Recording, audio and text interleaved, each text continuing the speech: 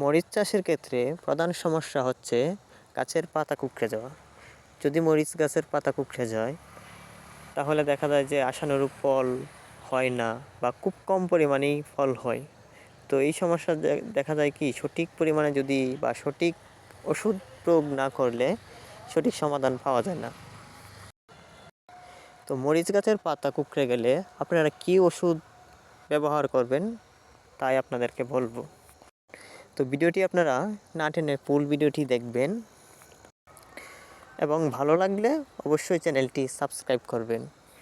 তো মরিচ গাছ কুঁকড়ে যাওয়ার প্রধান সমস্যা হচ্ছে যে মাকড়সা বা মাকড়। এই মাকড়গুলা কী করে আপনাদের গাছের যে পাতার রস এগুলা খেয়ে ফেলে, যার জন্য মাকড়নাশক দিতে হবে। আর আরেক ধরনের এই চূষক পোকা আছে, এগুলাও আপনাদের গাছের যে পাতা আগার যে কচি পাতাগুলো আছে এগুলা রস খেয়ে ফেলে, যার জন্য গাছের পাতা উপরের দিকে কি কুঁকড়ে যায়। তো এই জন্য আপনাদেরকে আমি দুটো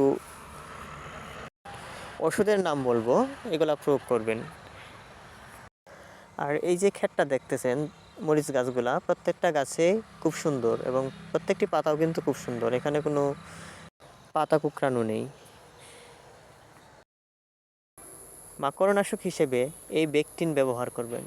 এই বেকটিনের 2 মুখ অল্প পানিতে ভালো করে মিশিয়ে তারপর 12 লিটার পানির মধ্যে ভালো করে মিশিয়ে নেবেন।